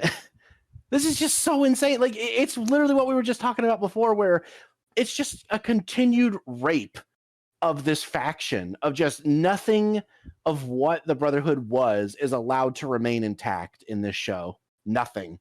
Yeah. Like, these might as well just be a band of fucking raiders with better equipment. Like, that's basically all that this is, like, amounted them to at this point. Like, who fucking cares? This is Bud's final test. If I can lead you all to finding our way out of here, we'll have proven ourselves worthy to carry on Vault-Tech's corporate strategy together. And those of you who work quickly and as a team will receive these merit dots. Merit dots? Oh. Bro, oh my god. What? I really don't understand how anyone can watch this shit and think it's fucking good. Yeah, I really don't get it. Especially this fucking Vault subplot shit. It's so fucking crap, man.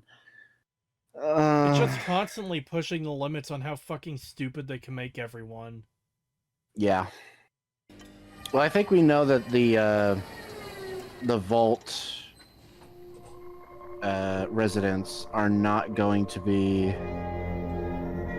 leaving the Vault necessarily. I think it's just going to be them escaping and just ending up on the surface and then having to get back into the Vault somehow. Vision's still a little fuzzy? Yeah. Well, you know what they say. Have a glass of champagne. Who are you? My name is Henry McLean. Henry. I prefer Hank.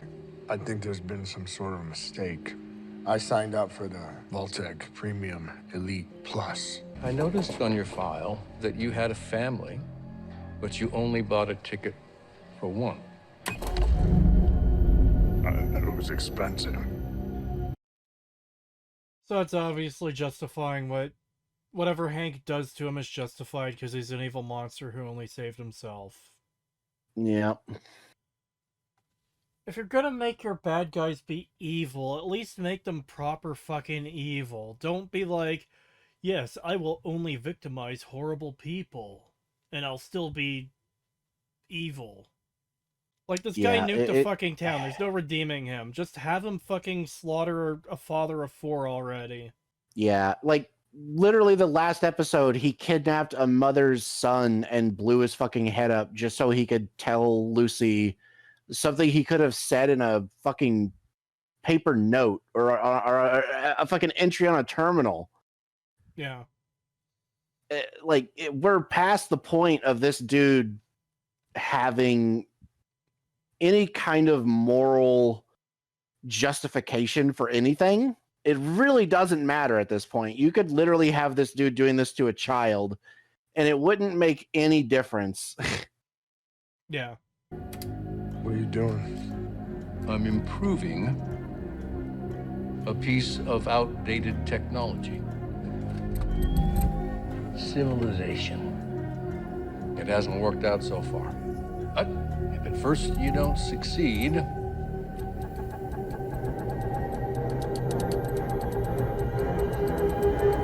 Why do you keep turning it up when it's clear it's not working? Yeah. At this point, it's literally just, yeah, he's just trying to kill everything. He's not even... Try again. He's not even turning it up slightly and then saying, okay, blink twice. Something to indicate that he's being mind controlled. And then when it doesn't work, turns it up slightly a little bit more, does it again, and reaches the point naturally. He's not even trying. He's literally just putting these pieces of tech on random individuals and then just telling them to fucking... Well, he doesn't say anything. He just fucking cranks it up and kills them. Yeah. He doesn't do anything to actually show that he's actually making any progress or that he's even trying to fix these things. And to be honest, I don't even understand why he needs to do anything with them in the first place, because as we saw in season 1, these things work. You mean episode as they 1? are, even the big ones. The fucking the kid, the fucking child, whatever, son of the woman that he kidnapped. Yeah. He did the thing that he was supposed to do. So why does it even need to be changed? Like, it's already such an advanced, insane level piece of technology that shouldn't be in Fallout.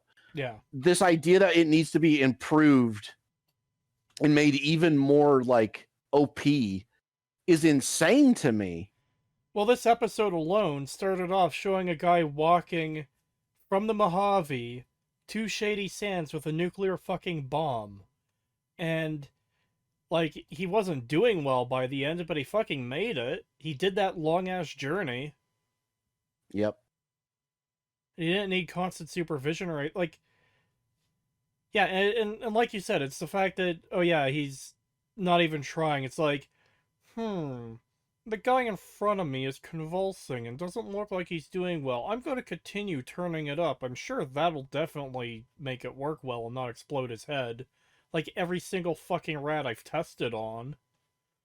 Yeah, it makes no fucking sense. It literally feels like he's just doing it to kill things rather than trying to actually improve the technology in any way. Yeah. It's, not quite psychopath, but it seems like almost comical bad justification of, well, what I really want to do is kill everyone, but I'm going to say that I'm doing it in the name of science to justify my horrible actions. Yeah. It's like, and there's so many ways you could have done it where it would have been, like, convincing or make it look like he's actually making progress of some kind that, like, okay, he is getting somewhere with it, and, he's still having failures, but at least it looks like he's improving. Whereas what we've got so far, like, I guess they technically tried to show he was improving by showing a rat getting in a chair. But, like, it really doesn't feel like he is improving. It just feels like he's blowing shit up with this stuff because he can. Yeah. Yep. It really does feel like that, and I fucking hate that we have an entire fucking subplot dedicated to it. Yeah. Massive waste of time with stuff that is way more important to be talking about and focusing on than this shit, where it feels like it literally has no purpose, because I still don't even know what the purpose of this subplot is supposed to be. Because the fact that these things even exist is a massive problem and just shouldn't be here. And the fact that we have an entire subplot dedicated to it means it has to be used in some way, I'm assuming, these things. And I'm fucking dreading of what that's going to be, because it can only be bad. Like, it's only going to fucking ruin Fallout even more. Probably New Vegas specifically. There's also the fact that Todd Howard has already come out and said that Fallout 5 will be happening during or after the events of the show, which means we could see this shit in the games. Ugh. Yeah. Legion saw you during daylight and they're just letting you walk through their territory at night now. Yeah. They're just letting you walk into their camp? What the fuck?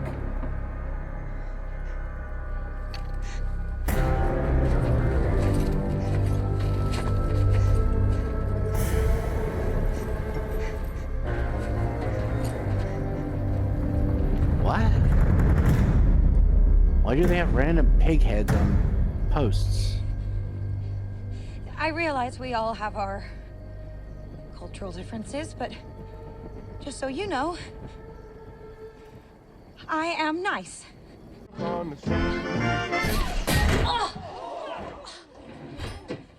I found a ladder!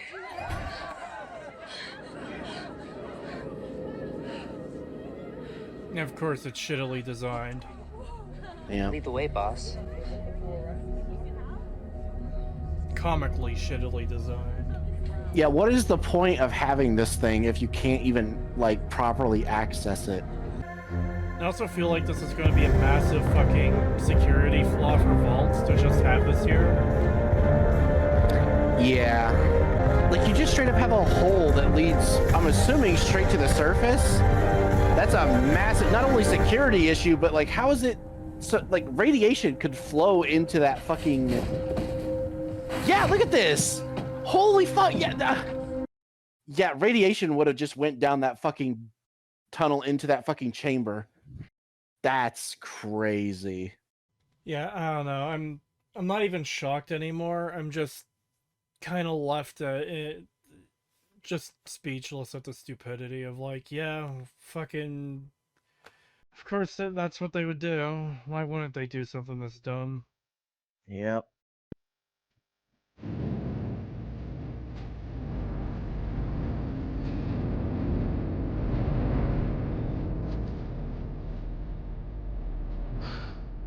So dirty. Oh man, the ball's got it. It's beautiful.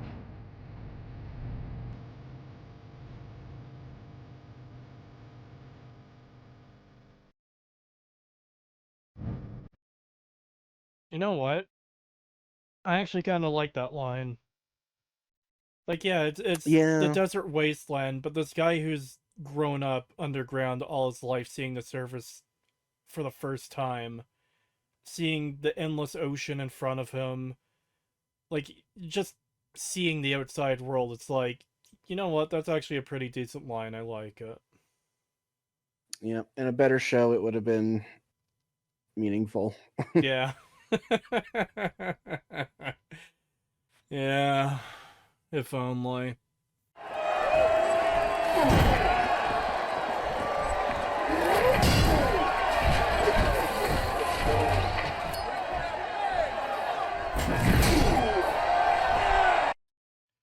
I already know what clip I'm going to use when I cover this in the fucking analysis.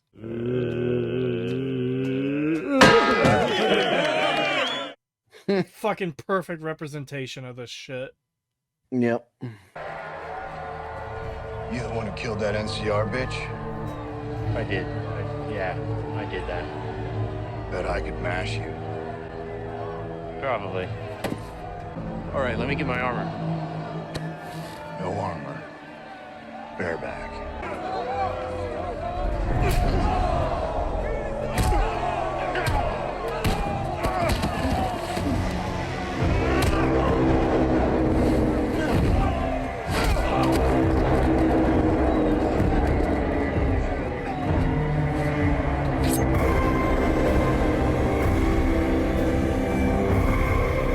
What?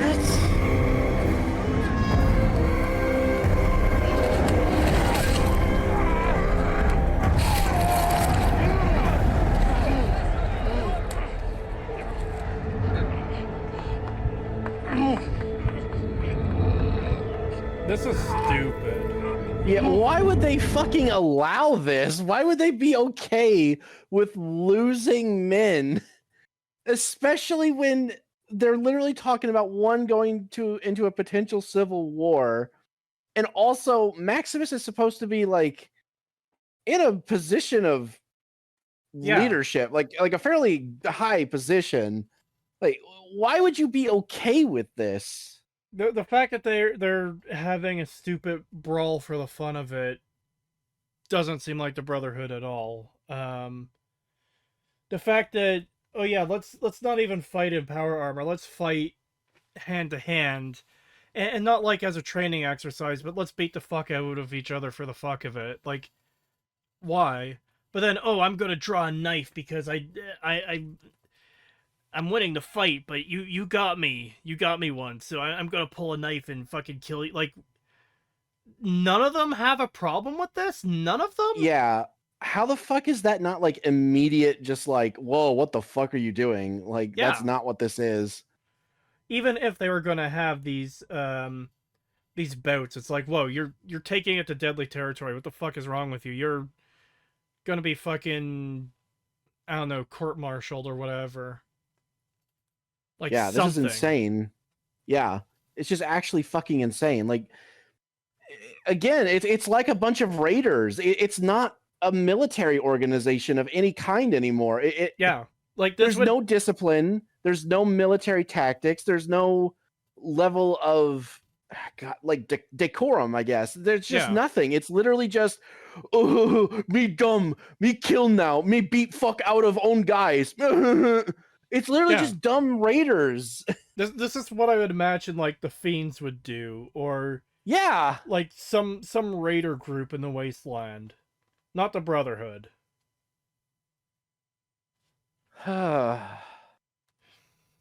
And now obviously Maximus is gonna probably fucking kill this guy. He's already essentially gutted him.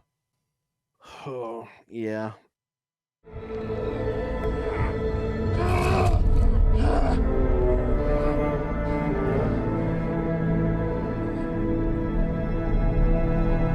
Yeah, he killed him.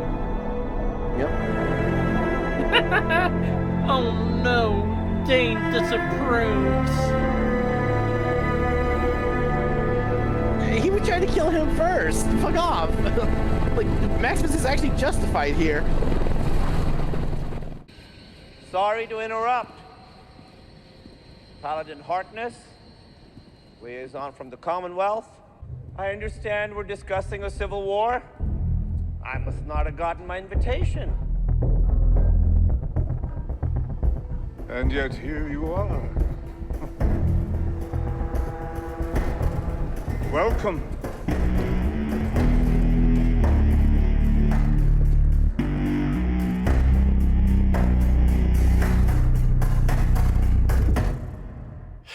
Yeah, that was dog shit. I did see some people say it was better than episode 1. I don't know how I feel about that. I mean, I guess there's less pre-war rape, but yeah, Mr. Host didn't get raped more this episode. That's a bonus. Yeah, but we did get, like, we literally started off the fucking episode with Shady Sands getting nuked and how it was done in the stupidest way fucking possible. And it literally had a fucking, it just had a guy, a lobotomized dude, repeating the fucking Fallout New Vegas line. That had to have been over and over and over and over. That had to have been to permanently fucking tie that line to the destruction of Shady Sands.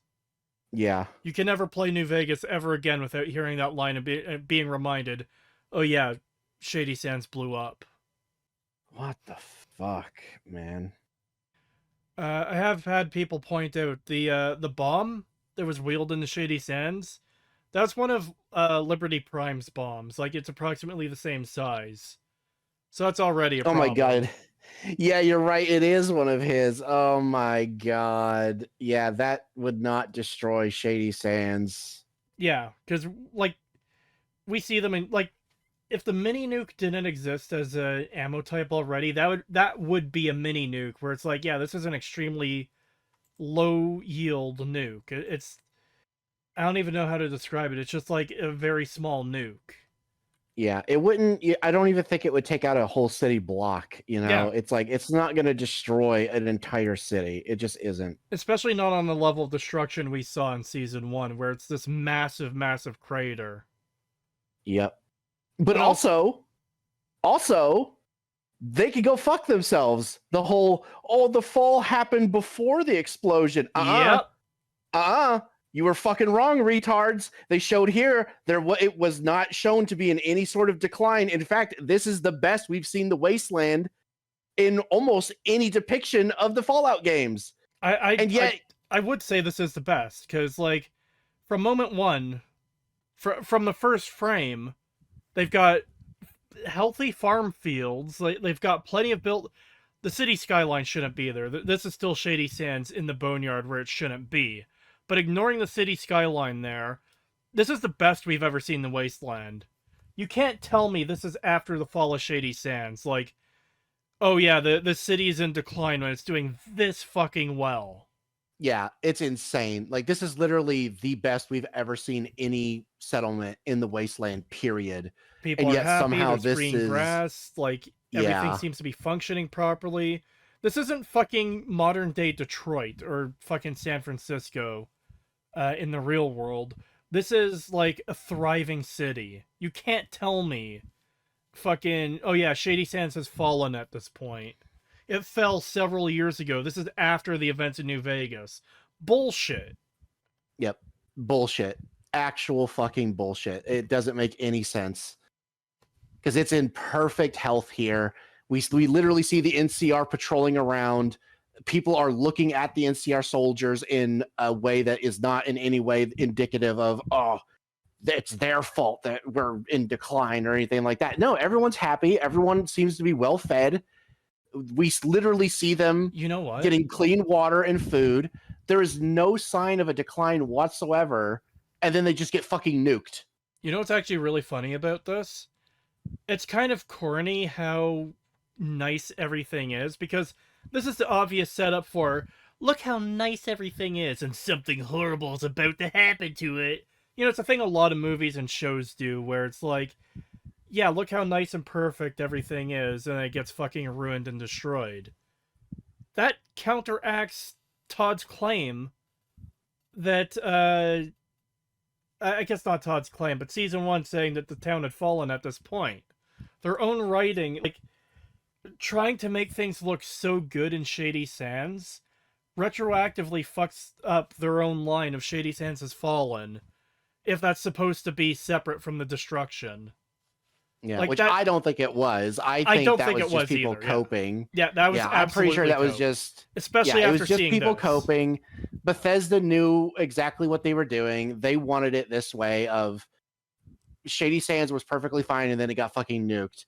And it's literally just people on the internet trying to be like, but no, you're wrong. Your criticisms don't work because blah, blah, blah, blah, blah, even though that's literally not the case. And yeah, this episode fucking proves it. And even if it was that, even if it was their cope was correct, this undoes it. Yeah.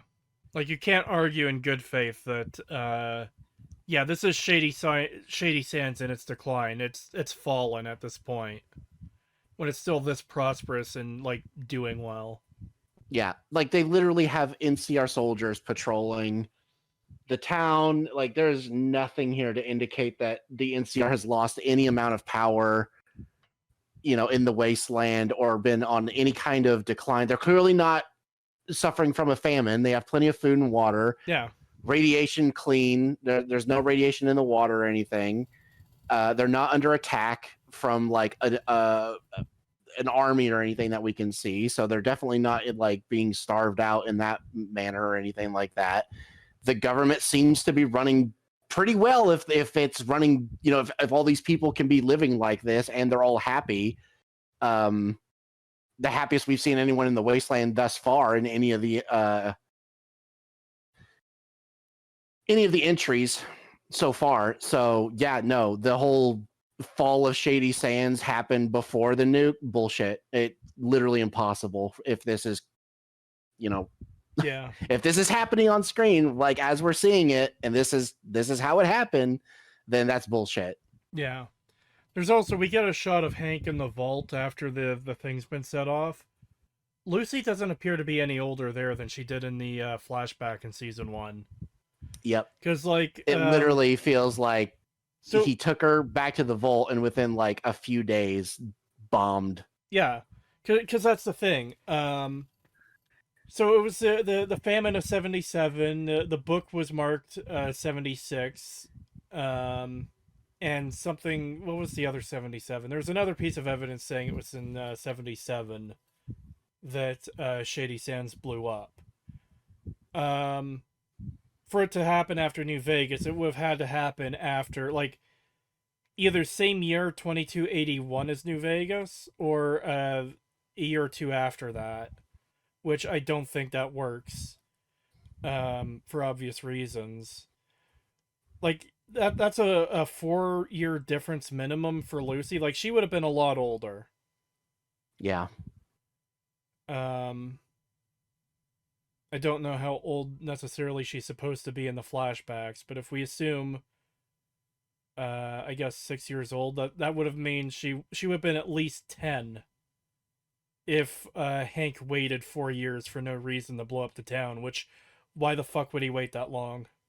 Yeah, I don't know why he would. It literally, there wouldn't be a reason. Like, the whole existence of Shady Sands is in complete conflict to their goals and ideology, and he has a personal vendetta against it now. Yeah. As well. There's no reason why he would sit on that and be like, oh yeah, let's just let them gain more power for a few more years. Like, it just doesn't make sense. He wouldn't do that. He would immediately be like, yeah, this is a problem. It needs to be taken out now. Like the visual symbolism of him washing his hands of the situation. Oh man, that's some real clever writing there, guys. Yeah. God. So too bad shit. everything else is fucking dog shit. And again, it feels like nothing happened this episode. 2 episodes in and very little is, like, progressed. Hank did fucking nothing. The ghoul is lying in the bottom of a hospital. Lucy, I guess, has met the Legion. Can we see a date on that? No, there's no date. But yeah, it feels like nothing really happened this episode. I guess there's the Brotherhood stuff where it's like, yeah. oh yeah, they've got their thing and they're planning a civil war and they excluded the Commonwealth. That's about it. I cannot get over how fucking, just how much of a piece of shit the fucking ghoul is, man. Yeah. What the fuck? It is crazy how much of a piece of shit he is, like, for seemingly no reason. Yeah. And it would have been a lot better if he would have just explained to Lucy, look, these people are already dying. We need that stim pack. What if you get injured and, like, that's necessary for you to survive? What if I get injured and I need it? These are people we don't know and they're already dying, and sometimes the best thing you can do for someone is to put them out of their misery. He also could have explained, like, his entire thing of, because he literally says, like, these people, the people who wear those outfits don't deserve to live. And it's like, well, maybe you should explain to her why you think that and what the Legion is and why she shouldn't trust these people or seek out the Legion in any way. Maybe that would be a fucking useful thing to do, so that maybe there's some level of understanding why you have the feelings you do, instead of pretending to help this guy up and then slitting his fucking throat for no fucking reason, and then and then eating him, which even more fucking insane. Like, it just really comes off as like, yeah, this dude's just a fucking psycho, kill him. Yeah. And then the woman who actually turned out to not be laying a trap the entire fucking time, so he was just wrong about that, it used her as a fucking shield against the fucking Scorpion and let her get stung. See, I would have felt like that would have been a funnier moment in, I guess, a better setting. Like, for what we know of the ghoul right now, that kind of makes sense for him to do it, I guess. But, like, I don't know. It could have worked. I didn't find it worked for me. Yeah, it also doesn't help that because he decided to do that, which is extremely fucking stupid. It also created the whole situation of Lucy now has to choose who to use the stim pack on. Whereas if he had just dealt with the fucking Rad Scorpion without doing that, it wouldn't have even created that situation. And he's the only one that would have needed the stim pack, and she would have gave it to him. Yeah, how did he even lose his gun here? Oh, did he put it away? I thought I saw it holstered there. I know he shoots some of them, but yeah, when the big one attacks him, I think when he gets knocked down, I think it like flies out of his hand. Maybe, but I thought I saw it on his back still, because it's pretty prominent there. Oh right, yeah, he does have the other gun on his back, doesn't he? I didn't even think about that. Yeah, I don't think he ever even pulls that thing off.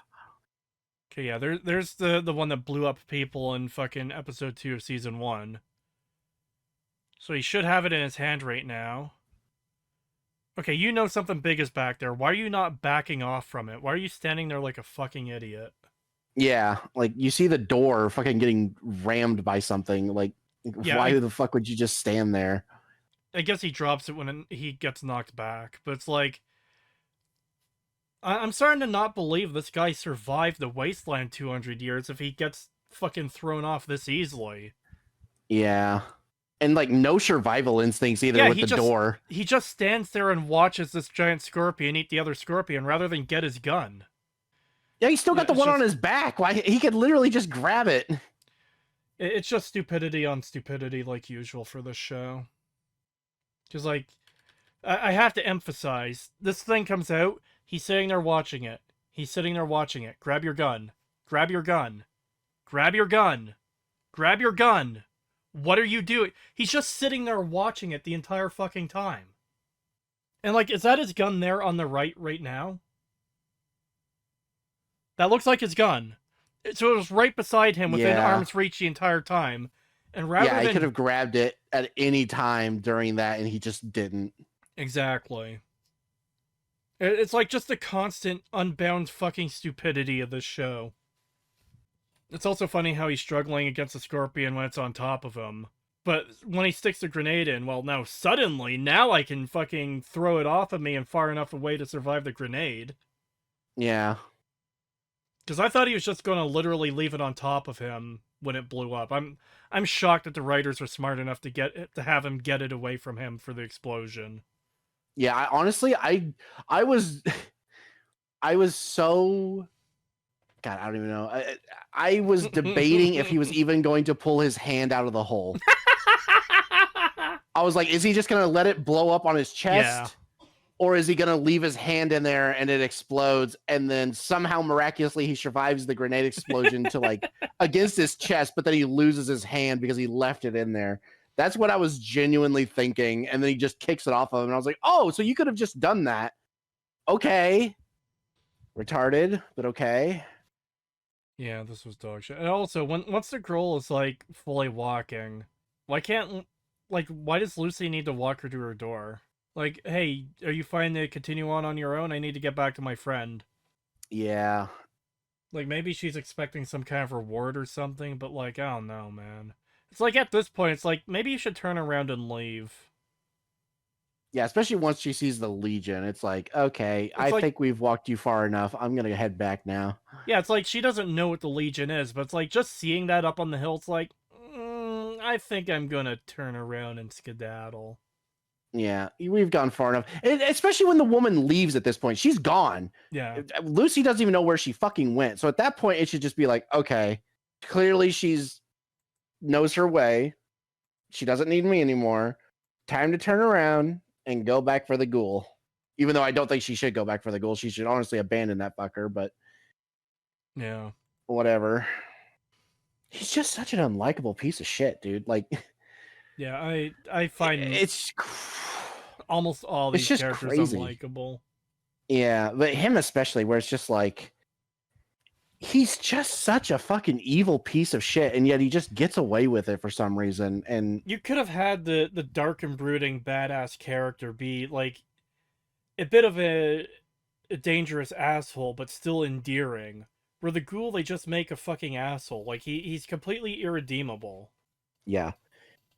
Like I'm not gonna be able to get over the fact that one of the only good characters we've seen in the show who actually seemed to have given a fuck about his family was also wearing Ranger armor from New Vegas, and the ghoul shoots his fucking son. Yeah. It's like, bruh. it doesn't get more blatant than that of like, oh yes, everything you love, we're gonna fucking kill and rape it.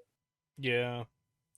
And that's all they've been doing so far. This episode especially, with the fucking Shady Sand shit. Yeah. Like, I'm almost surprised to see them double down on Shady Sands the way they did.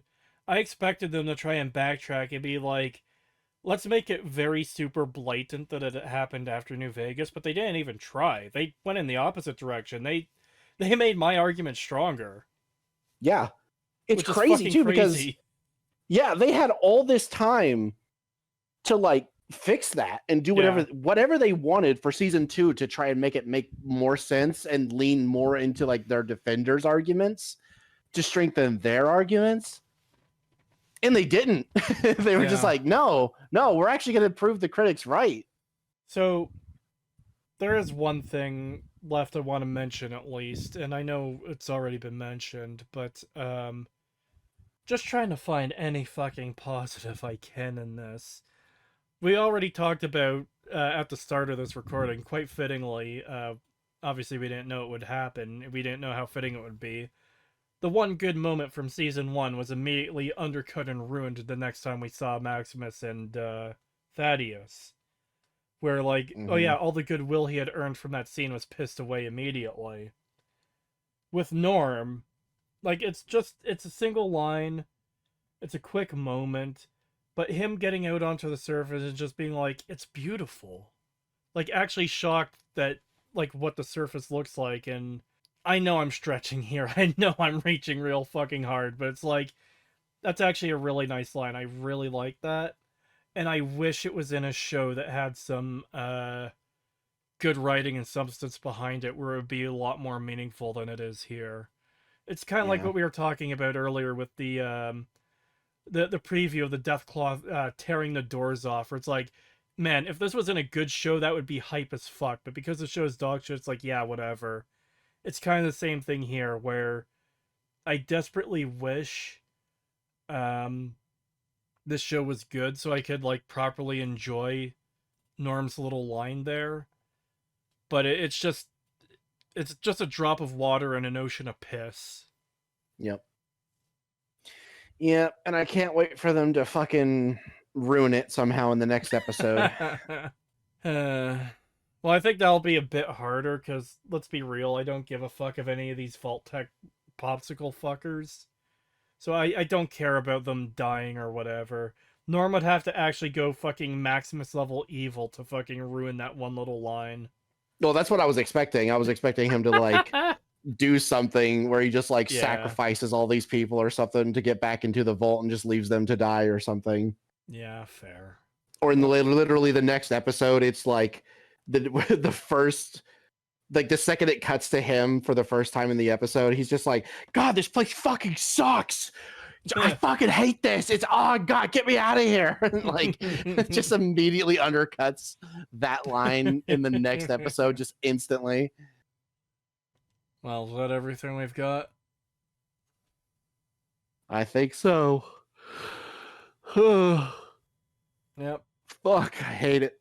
Yeah, I hate it too. It's such fucking dog shit. Like, again, that one Norm line, I am fucking struggling to find anything decent about this show that isn't, oh, the costumes look alright or the sets look alright, you know? Yeah. I am desperate to pull, like, any tiny nugget of good from this fucking 10-story tall pile of shit. And I'm definitely not going to say that the fucking costumes look good, because, man, that fucking Linnaeus fucking screenshot we saw, dude, that armor looks so shit. Yeah. And also, why is he a manlet? Why is he a manlet? Yeah, the fucking the monster of the East is a fucking it's a fucking short king. He's fucking 4 foot tall fucking danger. Yeah, like, the only thing I could think of, other than the fact that, you know, they might just straight up make him a manlet, which goes against the games, I could see them doing some dumb shit of Linnaeus actually died, and then somebody took his armor and is pretending to be him, even though he's not the right size, but somehow he gets away with it. Oh, God. Yeah, I can imagine this show doing something that dumb. I guess we'll just have to wait and see. But that's all for this time, I guess. To everyone watching, thank you for watching. Please subscribe and see you next time, I guess, for more pain and suffering.